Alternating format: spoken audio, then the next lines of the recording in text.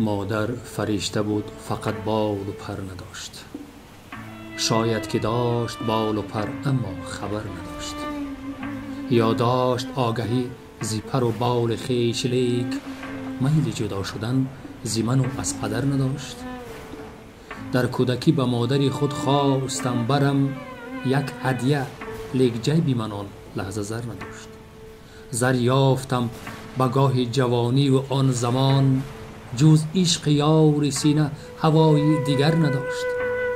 وقتی به یاد هدیه فتادم که مادرم، روی لبش به غیر وداعی پسر نداشت. مادر فریشته بود پری خود کشاد و رفت، از بس علاج پیش قضا و قدر نداشت. مادر فریشته بود دقیقاً فریشته بود، حتی به دوش بال و پری هم اگر نداشت.